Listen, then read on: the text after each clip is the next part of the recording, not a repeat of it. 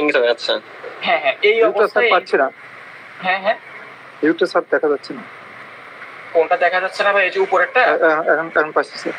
হ্যাঁ হ্যাঁ হ্যাঁ, না উপরেরটা আমি সরাইছি, আমি নিচে যাচ্ছি, ঠিক আছে, অঙ্কটা দেখানোর জন্য। আচ্ছা দেখেন, তো এখন বলতেছে ওরা এঙ্গেজড হবে। আচ্ছা, তো আমরা ওদেরকে এঙ্গেজ করি।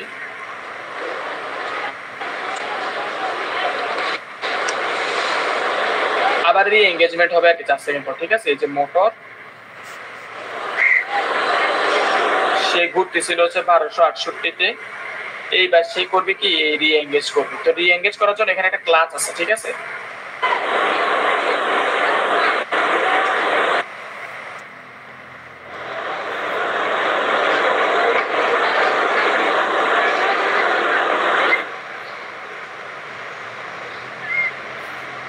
দেখেন তো মেশিনের যত রোটেটিং অ্যাপারেটাস আছে সেটা ক্লাচের সাথে না আটকানো?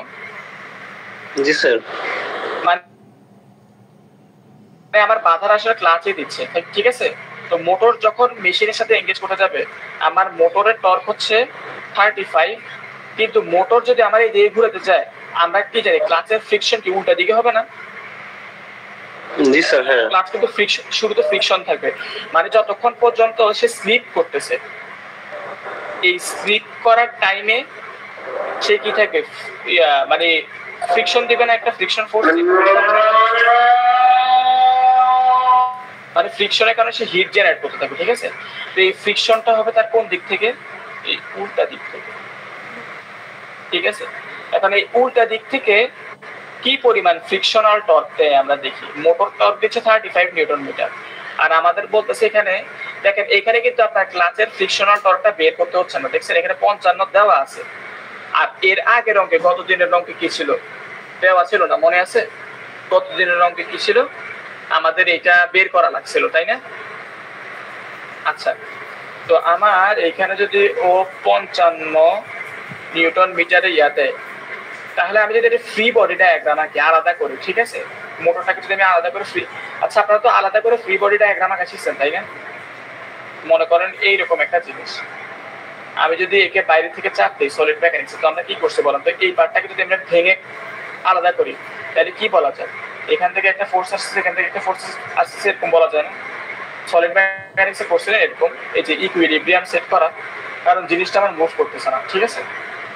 তো আমরা এখানে একটা ইকুইলিব্রিয়াম আমরা এখানে দেখবো আর কি, যে কি হচ্ছে। দেখ,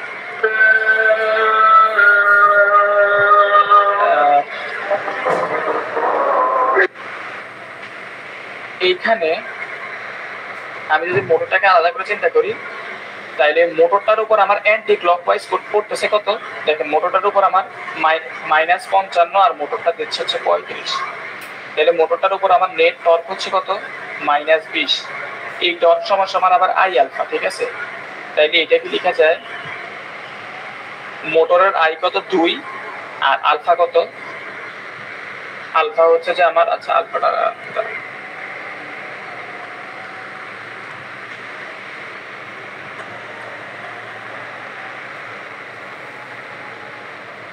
2, আলফা হচ্ছে 2π/60,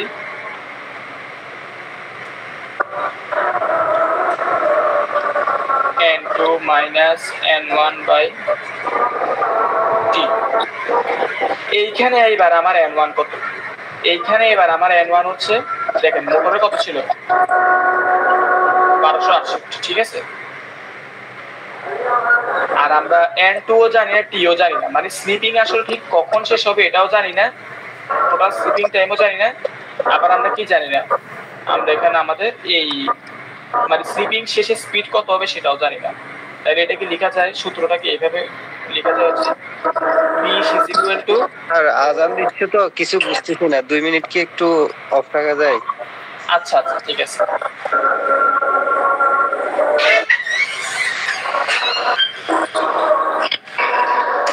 স্যার একটু নামাজের ব্রেক দিলে মনে ভালো হতো স্যার, 10 মিনিট। আচ্ছা আচ্ছা, তাহলে আমরা ইয়ার পরে শুরু করি, কি বলে, কয়টা থেকে?